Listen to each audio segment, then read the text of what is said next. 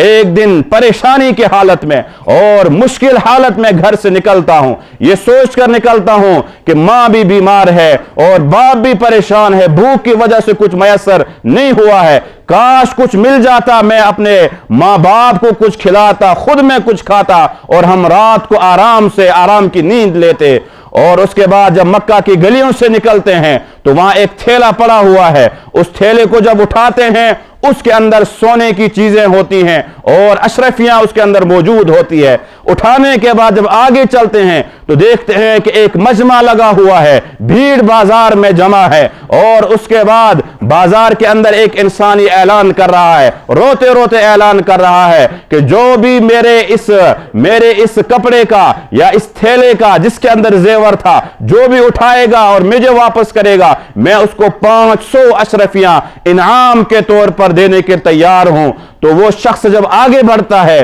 और अपनी गुर्बत को भी जहन में रखता है, अपने फख्र को भी जहन में रखता है और खुशी होती है कि मैंने इसका ये थैला उठाया है, अब मुझे इनाम मिलेगा और 500 अशरफियां मुझे मिलेगी, मेरी गुर्बत खत्म हो जाएगी, मेरी परेशानी खत्म हो जाएगी। मगर अंदर का जो ईमान है वो उसको झंझोड़ता है और उसको कहता है कि ए अल्लाह के बंदे, तू कैसा मुसलमान है, तू किस चीज के अशरफी लेगा, किस चीज का इनाम लेगा, तूने कौन सा तीर मारा है, कौन सा अच्छा काम और कौन सा कमाल का काम तूने किया है, ये कौन सा कमाल है कि तूने सड़क से कुछ चीज उठाई है और उसके बाद मालिक तक हवाले की है, उसके बदले क्या तुझे 500 अशरफियां मिलनी चाहिए। ये अंदर का ईमान उसको झंझोड़ रहा है, वो आगे बढ़ने की कोशिश करता है मगर फिर पीछे हटता है कि मैं ये इनाम लूं या न लूं। और आखिरकार जब आगे बढ़ता है और उसको कहता है कि ये थैला आपका है जिसमें आपका कीमती सामान है, करोड़ों का सामान है, लिहाजा ये आपका है,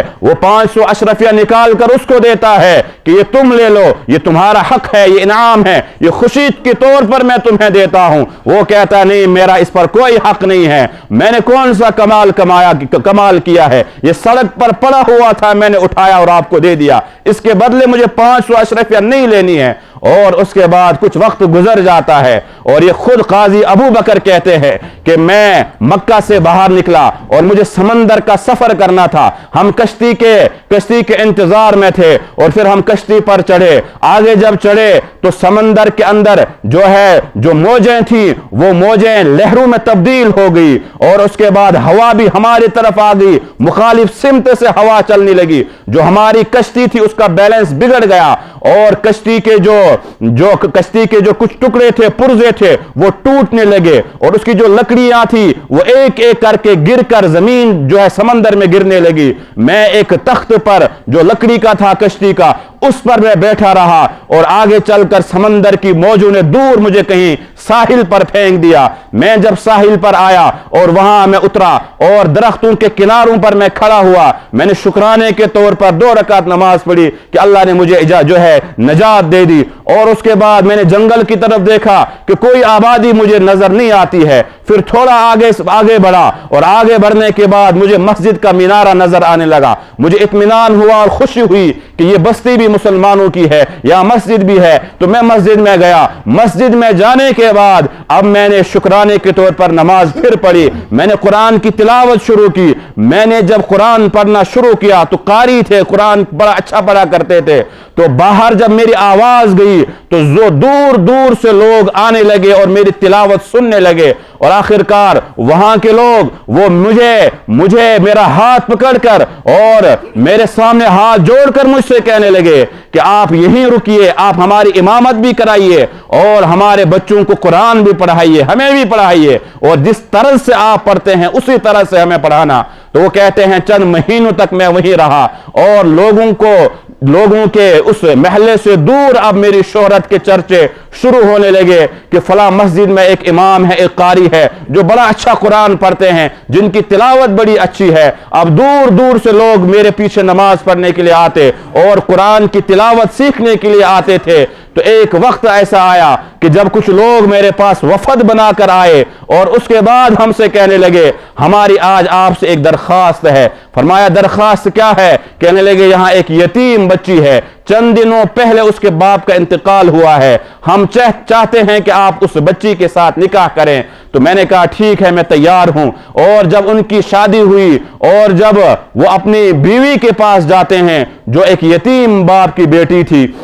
کہتے ہیں جیسے ہی میں کمرے میں گیا میں نے پردہ اٹھا کر جب دیکھا تو میری حیرت کی انتہا نہ رہی، وہی ہار اس کے گلے میں تھا جو ہار کچھ سال پہلے میں نے مکہ کے بازار میں اٹھایا تھا اور اس کے مالک کے حوالے کیا تھا۔ کہتے ہیں میں اس ہار کو دیکھتا رہا اور ادھر میری آنکھوں سے آنسوؤں کا ایک سیلاب نکلنے لگا، میں بے انتہا رونے لگی۔ وہ لڑکی مجھ سے کہتی ہے کہ آپ کو میری شکل و صورت پسند نہیں ہے، کہ آپ کو میں پسند نہیں ہوں، اس وجہ سے آپ رو رہے ہیں۔ وہ کہتے اللہ کے بندی یہ معاملہ نہیں ہے، معاملہ کچھ اور ہے، یہ ہار کا معاملہ کچھ عجیب ہے کہ کچھ سال پہلے یہ ہار میں نے اٹھایا تھا، آج میں نے تمہارے گلے میں اس ہار کو دیکھا ہے، معاملہ کیا ہے؟ وہ عورت مسکراتے ہوئے کہتی ہے وہ جو ہار آپ نے اٹھایا تھا وہ میرے ابا جان کا ہار تھا، وہ انہی کا ہار تھا، اور مرنے سے پہلے تک وہ یہی دعا کر رہے تھے اے اللہ وہ نیک لڑکا میری بیٹی کے مقدر میں آ جائے تو میرے مقدر کھل جائیں گے،